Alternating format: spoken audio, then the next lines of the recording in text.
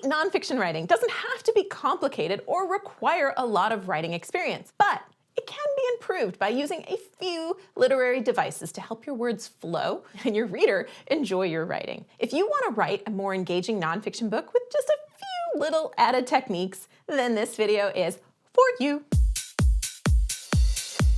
Hey there, I'm Julie the Book Broad from Book Launchers. We're your professional self-publishing team helping you write, publish, and promote a nonfiction book that will help you have a huge impact on your readers, and done right, will help you grow your brand, build your business, and make you money. The best part? You keep all rights and royalties. Straight up, I am not a literary expert. As a kid, I wanted to be a writer, but I actually struggled a little bit to get good grades in high school English, and I was told writers don't make money, so I did an undergrad in business and a master's in business. In business school, I was trained in the art of using jargon to make you sound smart.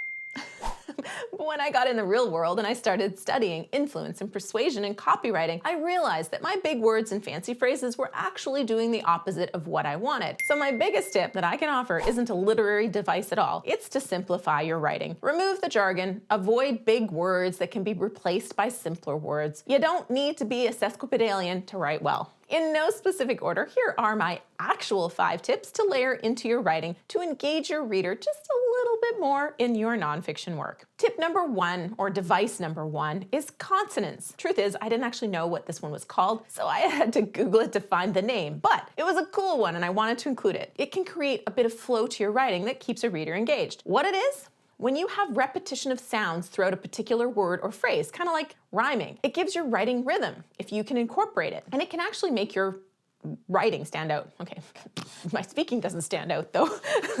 It can make your writing stand out better than my speaking. Consonance gives your writing some rhythm if you can incorporate it, and it absolutely can make a standout chapter title or subtitle. A couple of examples. You have to lift it while you shift it, or he won't eat much meat, or 2 that I'm sure you've heard before, pitter patter and cheers and beers. If you can find them, use them. Device number 2, a simile, which is a figure of speech that compares 2 different things using comparison words like or as.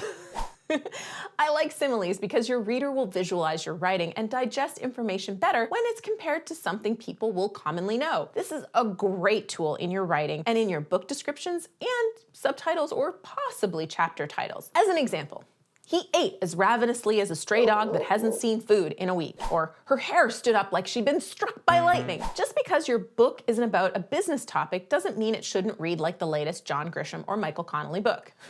No pressure. Device number 3, figurative language. I'm kind of cheating here because this is a catch-all, but similes aren't the only powerful language tool for creating visualization and understanding. Metaphors, personification, hyperbole, symbolism, these are all open season to make your writing more engaging, dramatic, and just interesting. He has a heart of stone. Is this pretty common metaphor as an example? Here's an example of personification. Julie heard the last cookie calling her name. Those cookies, they always talk to me. I could then be eating cookies. Here's an example of a hyperbole. I told you that your book needs a great hook at least 1,000,000 times. I think I put on my mother voice for that one. These literary devices have been around since dinosaurs walked the earth. I kind of get symbolism and metaphor confused, so just to explain those ones, a metaphor is used to compare one thing to another based on shared characteristics. Symbols can, but don't need to have any characteristics in common with what they represent. Ultimately, you don't have to force this, but if you can use them, it's fantastic to help your writing.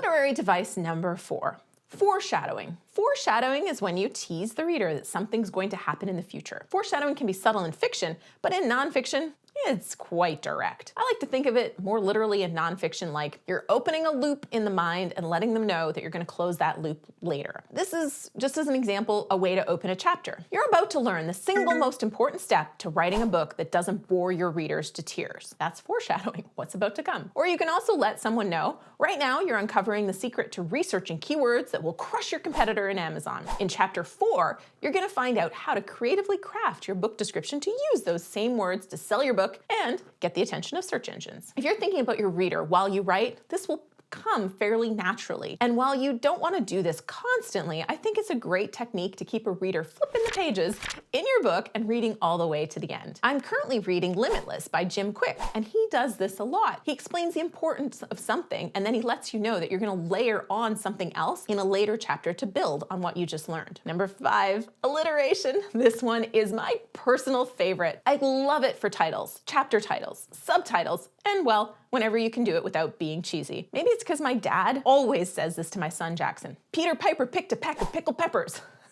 That's an alliteration. But here's a few others. The 5 best techniques to beat boring books. Learning lovely literary devices for better writing. So alliteration can be a really fun way to just add a little life to your book. Go ahead and try it. And there's one literary device that I think is overused in nonfiction. I'm not saying you should not use it, just you should watch out for its overuse. And that is the rhetorical question. A rhetorical question is a question asked for effect. You aren't actually expecting an answer or wanting an answer. I mean, they're reading your book, so they can't answer.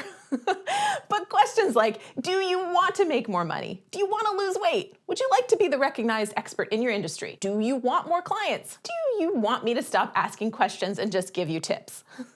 Right? I made my point, I think. Rhetorical questions used sparingly can have a powerful impact, but you're usually better to be direct about it and just say, you want to make more money and have more clients. That's why you picked up this book. That was smart, because that's what you're about to learn. Alliteration is my personal favorite literary device that we talked about today. What's yours? I'd love to hear about it or hear your best example. Let's chat about it in the comments below. And when you comment the day a video is released, you'll be entered to win some sweet book launcher swag, like our Oh So Soft journal, or our hashtag No Boring Books mug, which coffee, tea, and hot chocolate are all proven to taste better in it. We have new videos every Tuesday and Friday. You are really quite cool to hang out with. Would you like to spend a little bit more time together today? YouTube recommends this video for you. I think you also might really enjoy this video on starting your chapters in a more engaging way.